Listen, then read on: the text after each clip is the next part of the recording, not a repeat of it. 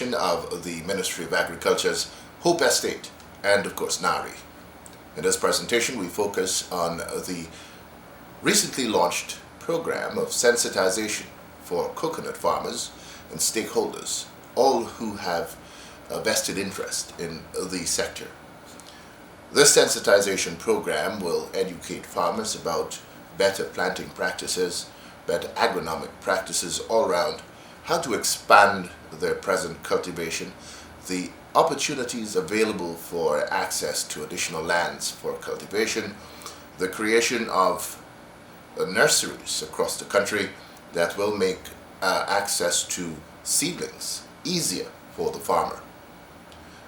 The Ministry of Agriculture is hoping to have our farmers realize the full money-making potential of the sector.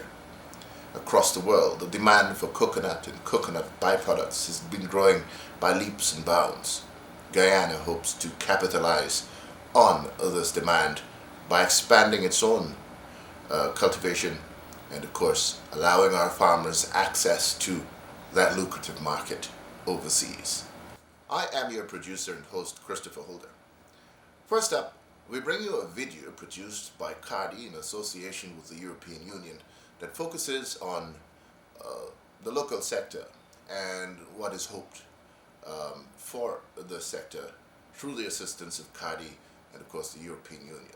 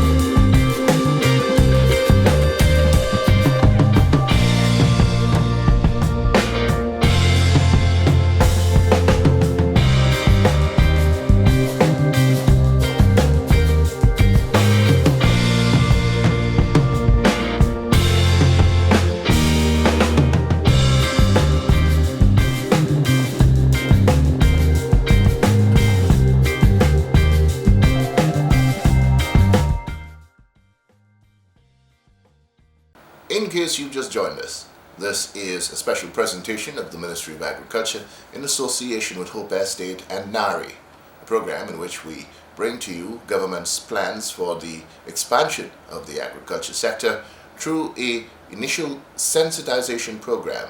This program will be spearheaded by Hope Estate and NARI. I sat down with the CEO of NARI, Dr. Udo Homnot, recently and discussed the sector and, of course, this plan of sensitization of our farmers. Dr. Homnot, welcome to this special program in which we focus on the local coconut industry. Government has signaled its intention to spend big in reviving this industry, and streamline its operations, ensuring that farmers are able to realize the full benefit to be derived from this industry. Generally, we focus more on the coconut water that you can get from the nuts. People have been bottling water and selling. Some have even been exporting coconut oil, of course, we know is one of the products coming out of the industry. But we're talking more about going big, being able to export value added, as it were. But let's talk first about where we are as an industry, the coconut industry, how many farmers, what acreage we're looking at under cultivation. All right, thank you, Chris. You're in fact correct that we at the level of the Ministry of Agriculture would be emphasizing the coconut industry. In fact, we are referring to it as the next frontier in terms of agricultural development. And that means that we are looking at further expanding the industry. Currently, you know that coconut ranks number 3, or it's third in terms of in agriculture, in terms of acreages, and also in terms of exports. So currently we have about between 24 and 25,000 acres under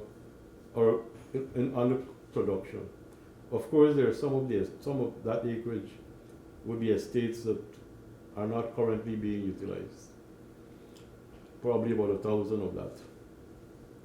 So in terms of the locations, of course, the most of the coconuts in Guyana are grown in the Pomeroon, in Region 2. And then we have on the east coast of Demerara, West Berbice, East Berbice, some in Region 3. We're working in Region 10, but of course Region 1 also has a lot of coconuts. In total, we have about 18,000 farmers. Wakenham as well is big in it as well. We have a total of about 18,000 farmers currently involved in coconut farming. The acreages, of course, vary. We have large acreages, for example, in the Pomeroon.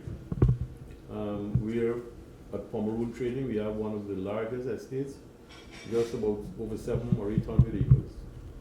And of course, they vary in sizes, 50 or 100. Some people have 1 and 2 acres as well.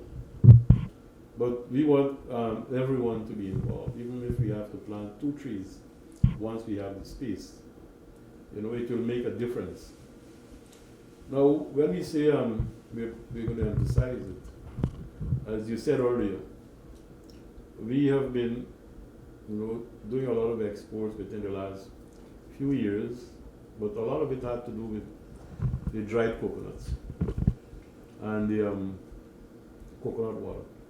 Of course, in the dried coconut export market, coconuts have to have a specific diameter for them to be exported. We have a number of persons who are exporting dried coconuts, and earnings from that export and coconut water is more than $5 million US on an annual basis. Now, of course, there's a lot of scope where value-added products are concerned, because we are exporting a primary product. I would even look at coconut water as a primary product, because it's going in bulk, in containers in bulk, and then repackaged, and sold elsewhere. And I'm sure that is what the consumers want. Something that is packaged, of course, has to have the shelf life. So when you buy coconut water and you take it home, it can last for a significant time. Currently, we don't have that in Guyana. We check the bottles and soda we have locally. There's a shelf life; it's limited, and it has to be kept refrigerated.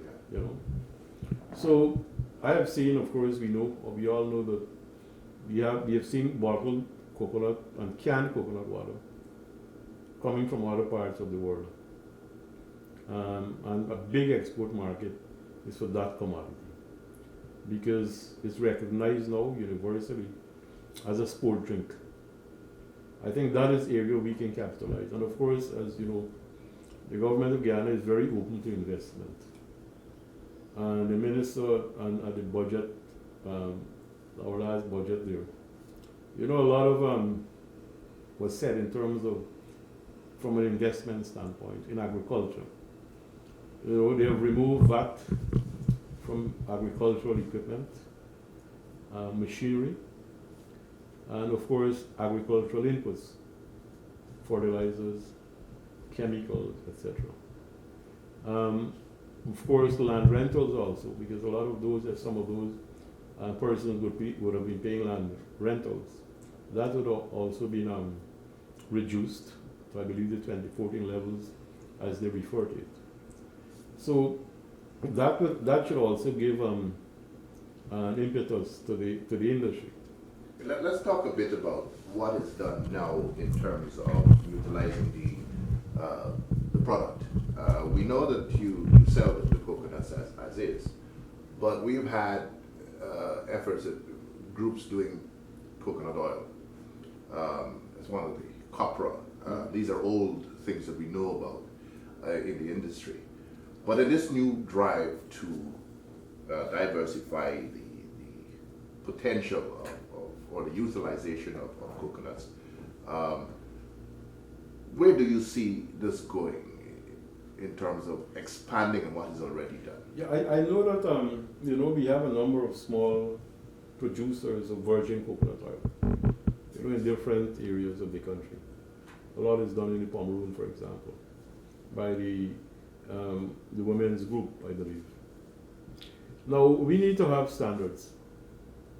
I'm sure that internationally, virgin coconut oil has standards in terms of what the density should be, color, and whatever. It has to have, have to fit certain criteria. We have to look at that. We have to look at that because, virgin coconut oil is analogous to olive oil. If olive oil that is used in the restaurants and people drink it, spoonful. And if I've read recently on it, a lot of people are using coconut oil, just like olive oil, a sip of it as the case may be. I see that is an area that I see a lot of scope for expansion.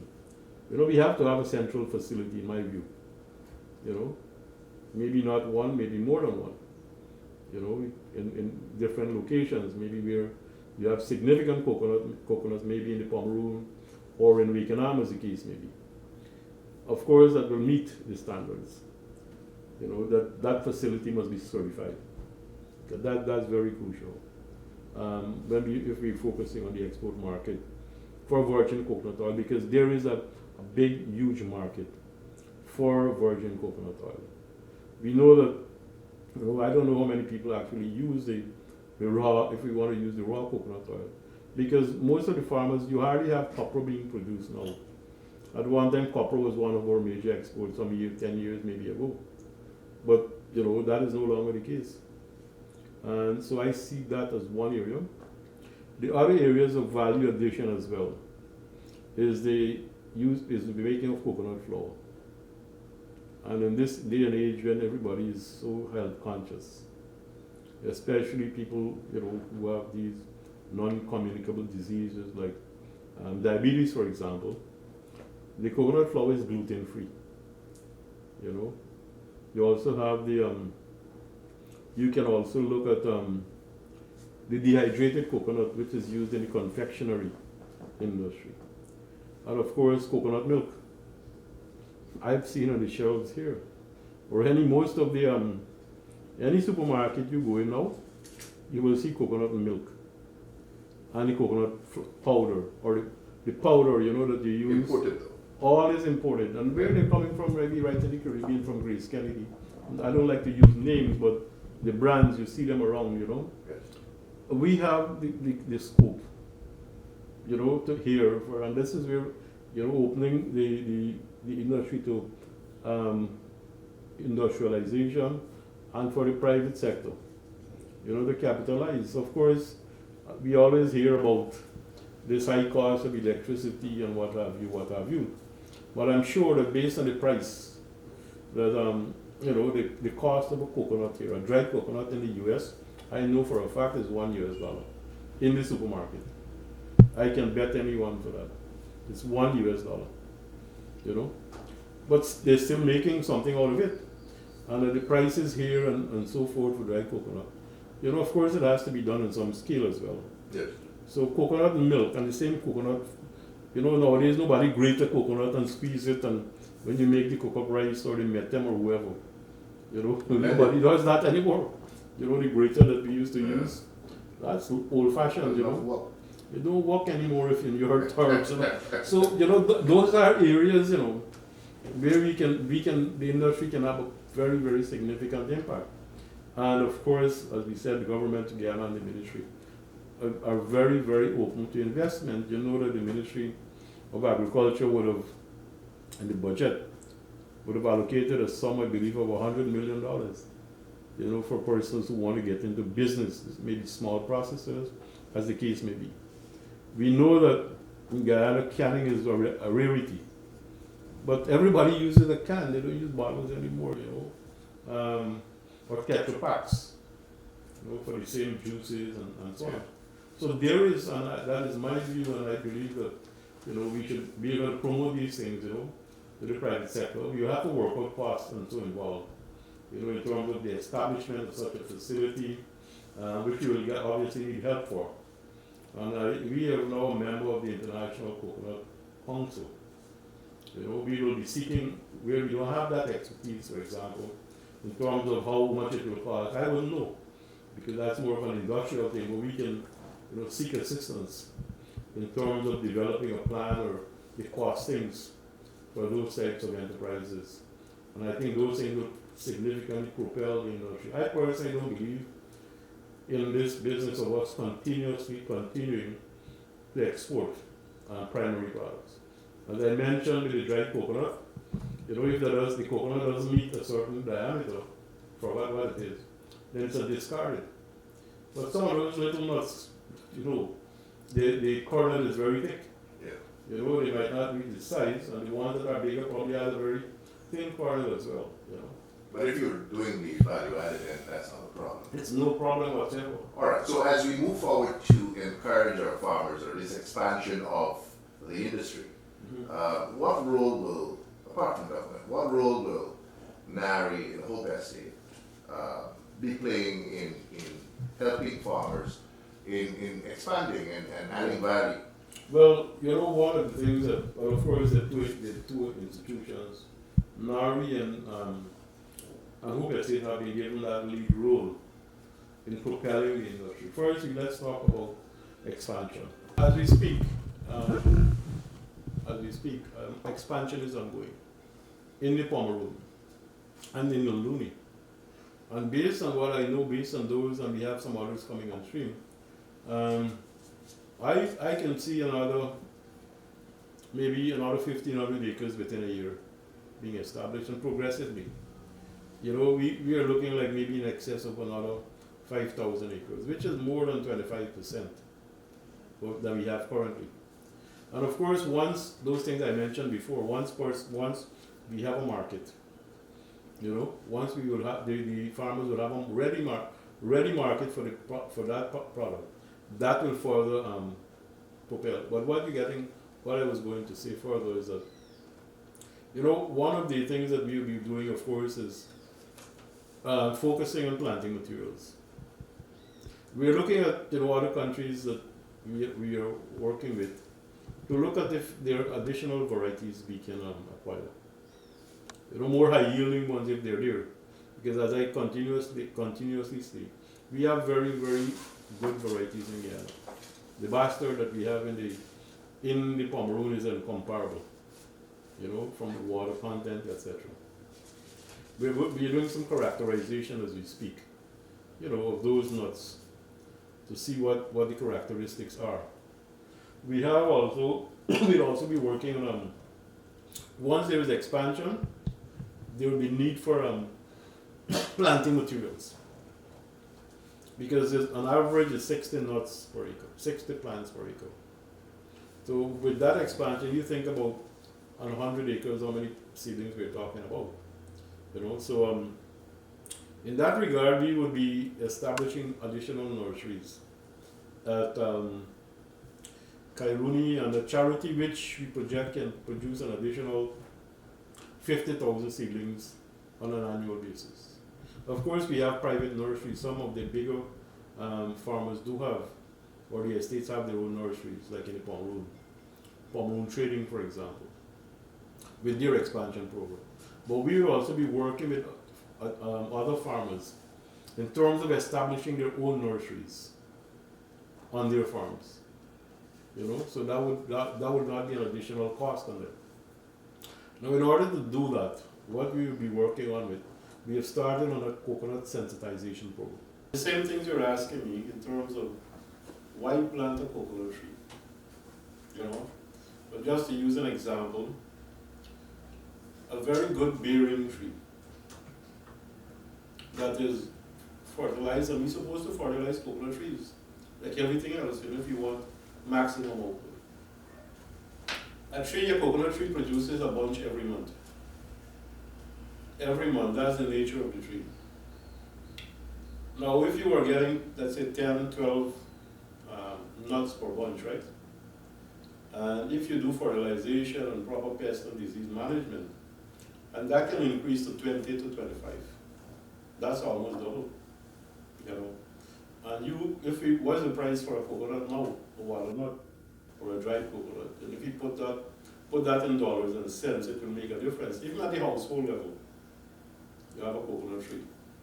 Then we're going to train farmers on how to establish their own nurseries and to maintain them, how to plant the coconut tree, how to take care of it, over a period of time.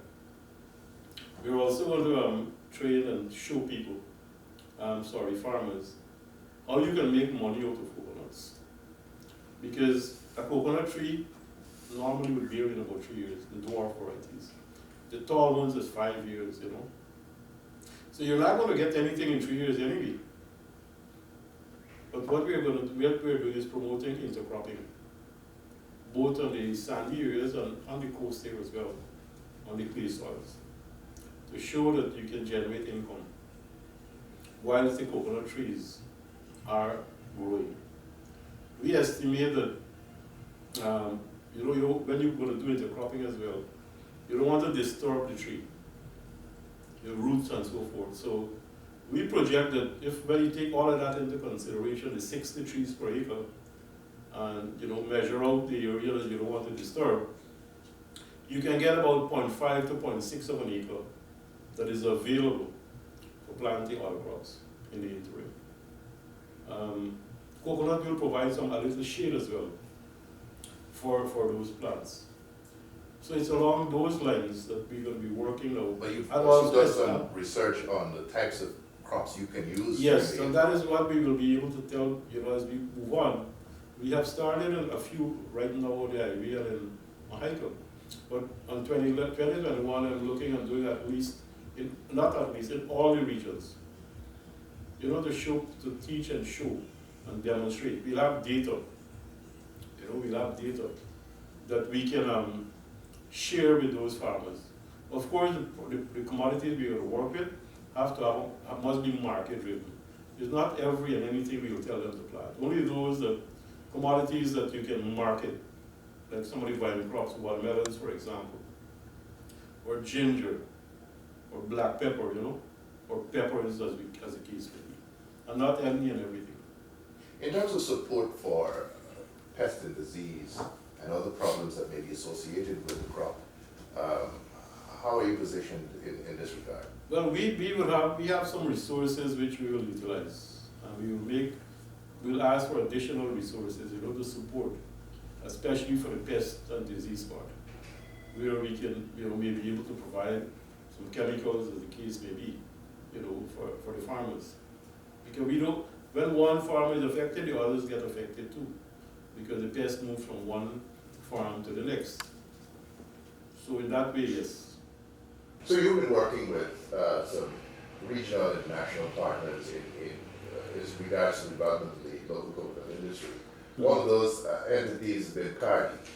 They've been working with you in showing farmers how they can utilize the coconut shells and shredding it and so on, using it for all kinds of applications. Perhaps you can walk us through some of those applications. Well, we have a project with the European Union. I should have mentioned that. For the entire Caribbean area. Cardi is, of course, one of the agencies that We're working with collaboratively in this regard. Now we want to make use of every, of course, whatever they make the coconut and they export the dried nut or coconut water, you generate waste. Yes. And that is a problem. I mean, I don't need to speak about that. So what we have been doing is encouraging, that could also be an investment. It's happening in other countries. We have seen the choir, as you call it, sold, They have, if I recall, one of the islands, where you have the coconut vendors out here. They will put after the coconut is cut, put it in a barrel, and people go and collect that, from the roadside. You won't even know that somebody's selling here. I've seen that right on the Monaco Road here, they're doing that. Right here, the packet, in bags, and people collect it. And what in Guyana, what we have been doing with it, as well in a small way, from that same green nut, we have been converting it to biochar, which is basically burning it, drying and burning it in an enclosed environment, so you get something called biochar. It does not, with this system that we have, you don't get any carbon escaping into the atmosphere.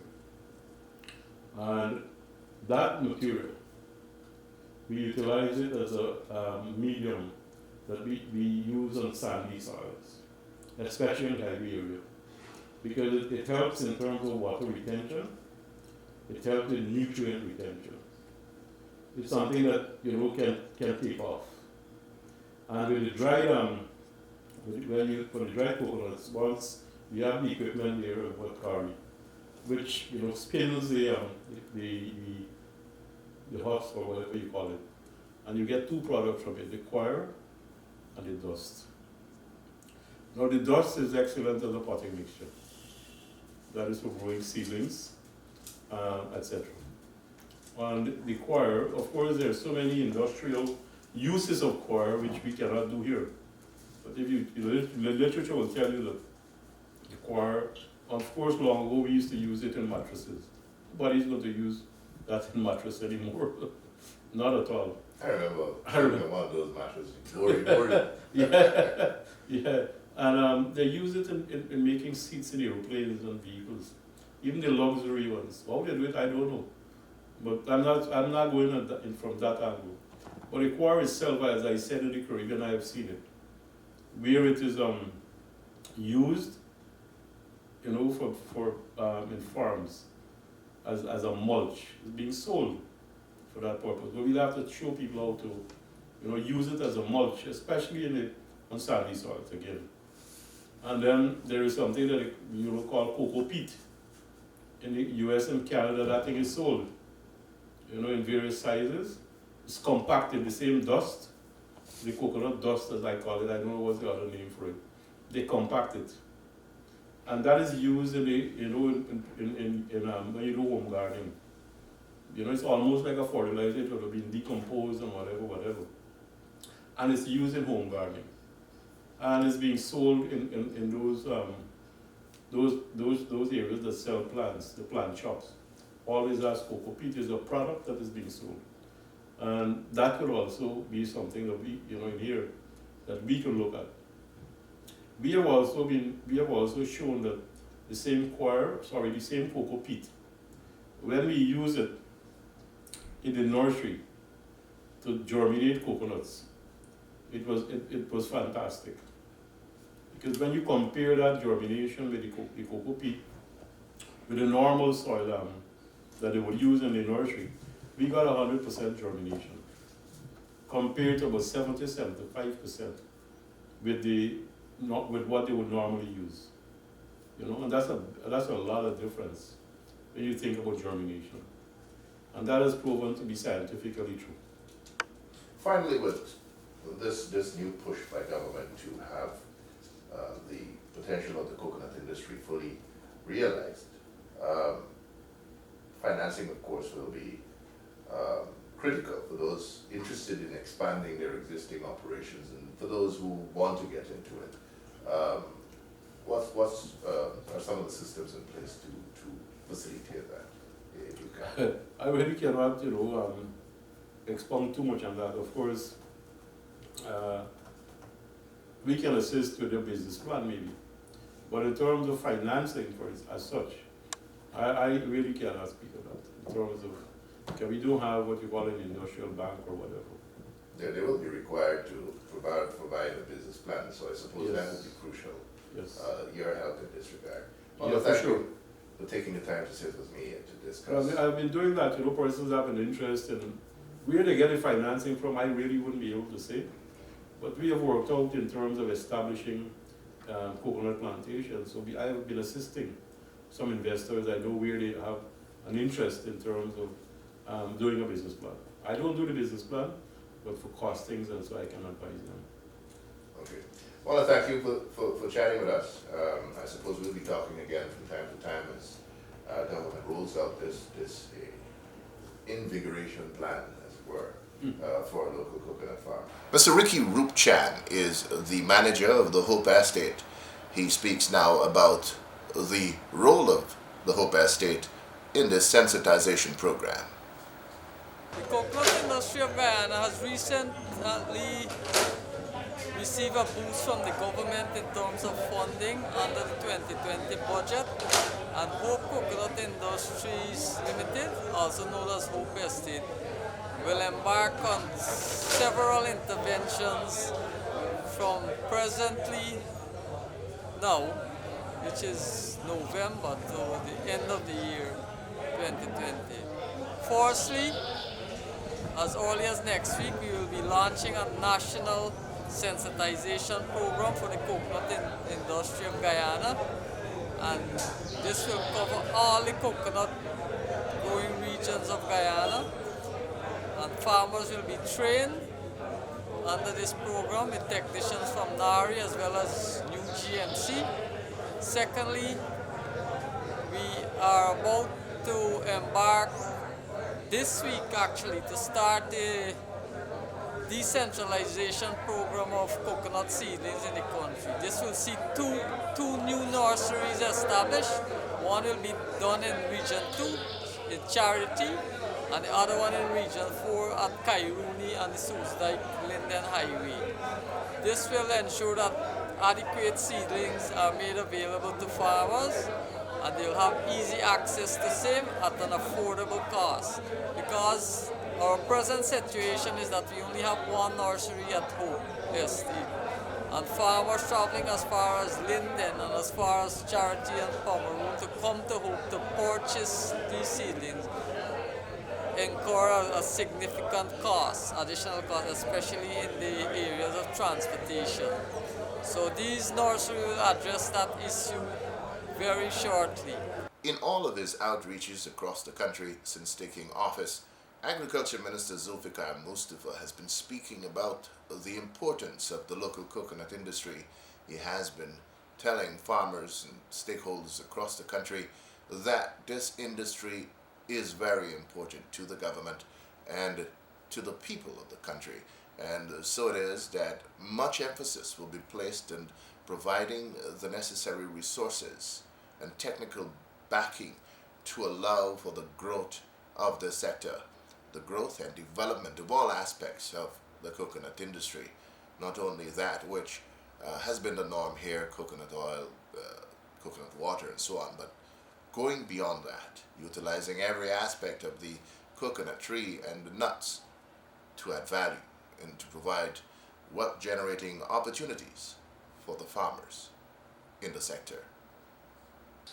Coconut has potential to bring in a large revenue into our country. Coconut now is taking the world by storm, and we intend to ensure that we put a lot of effort and develop our coconut industry. We will ensure that we do new research to develop our coconut industry. For example, in this year's emergency budget, we have budgeted to do and we'll implement it before the end of the year, 2 new coconut nurseries in our country. One in Charity and one at Kairuni on the highway. And that will ensure that we move across our country so that the interest can be there farmers can have better guidance, better advice to develop the coconut industry. What we are also looking at, whilst you are planting these crops, you could plant it simultaneously with coconut. We call it intercropping. And the agriculture officers, they will tell you how intercropping can be done. I went to the highway, the Linden-Sousdak Highway. I went to a farm there that the comrade is doing shade house, intercropping with coconut. Planting cassava, planting bell pepper, and some other product, some other plant. And corn or something, and it's good, and while he's still farming coconut. So while the coconut, you're waiting on the coconut production, you have other small crops coming up where you can make money out of those crops. We call it intercropping. And our ministry, the NARI will have to ensure they come out and then give those guidance and teaching to our farmers. This is a special presentation of the Ministry of Agriculture in association with Hope Estate and NARI. This final video, presented by the Caribbean Agricultural Research Development Institute, CARDI, in association with the European Union, focuses on a local producer who has been not only a coconut farmer but has been adding value downstream.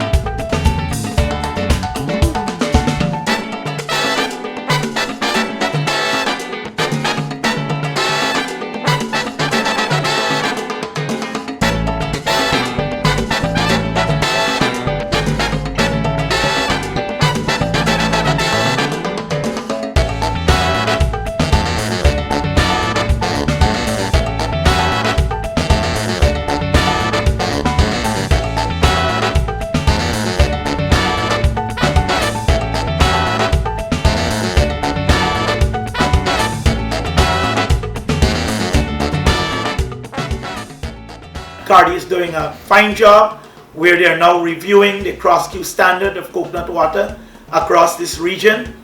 I would love to know that we can meet that point where every bottle of coconut water that I produce can meet the standard for human consumption.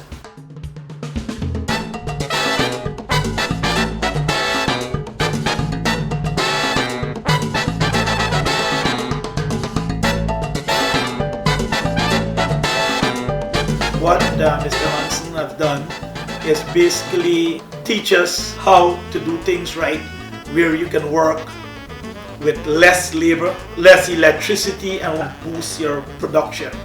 So in terms of bringing down cost of production and also producing a good product.